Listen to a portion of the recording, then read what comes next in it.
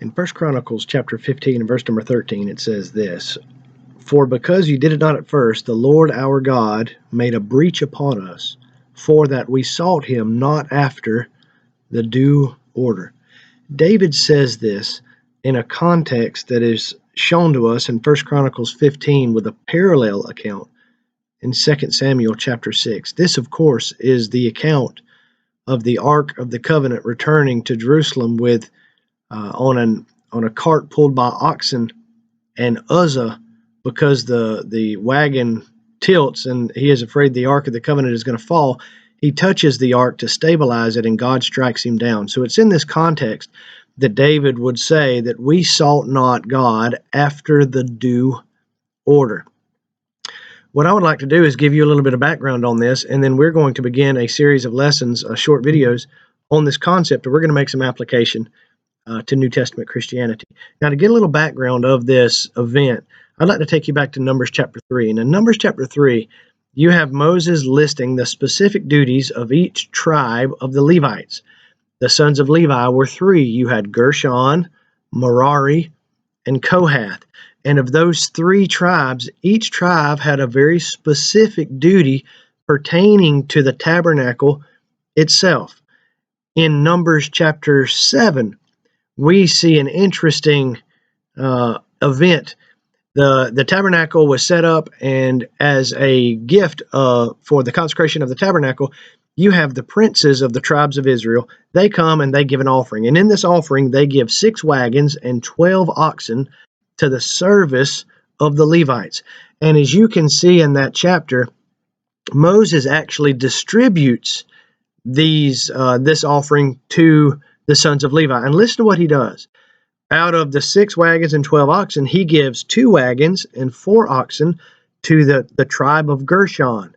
Because the tribe of Gershon, it would say in Numbers 3 in verses 25 and 26, that their service was the tabernacle itself, the tent, the covering, the curtains, the cords. So they would use the oxen and the wagon for that purpose. Now to the sons of Merari, he would give 4 wagons and 8 oxen. Now the sons of Merari, you can see back in chapter 3, that their service was the boards, the bars, the pillars, and the sockets of the tabernacle. They had a lot of stuff that they needed to transport as that tabernacle was taken down, and so they had more wagons and more oxen to do it.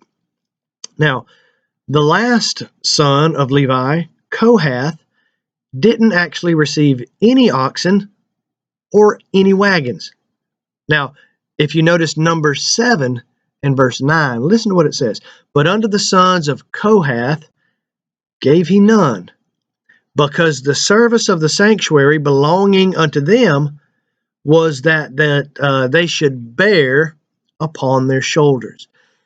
If you remember when the Ark of the Covenant was constructed, it was constructed with the rings that would go on the corners, and there were supposed to be staves or sticks that went in those rings, and the ark was supposed to be carried by individuals who would put the ark on the shoulders and those staves on the shoulders, and they would walk the ark wherever they were going. That was the proper, divinely prescribed way for moving the ark. So when the Philistines put the ark on a cart and sent it away, you can see back in 1 Samuel, when they did that, apparently they left it on that cart, or they used another cart to bring it into Jerusalem, and in so doing, they actually violated God's will. Now we're going to take this principle, and we're going to make application to New Testament Christianity.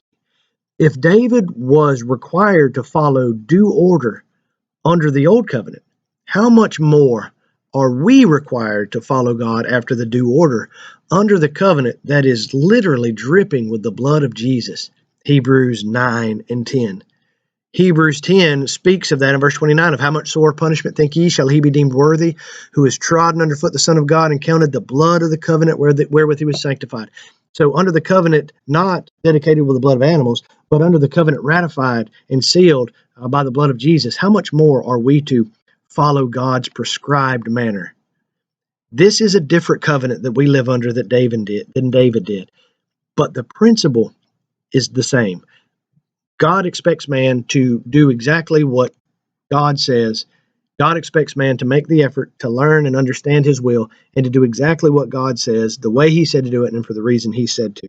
So we're going to begin a series of videos, and we're going to do several principles relating to New Testament Christianity with this thought in mind. So I hope you look forward to those. I hope you'll watch those and share those with your friends. And we appreciate you watching us. Thank you.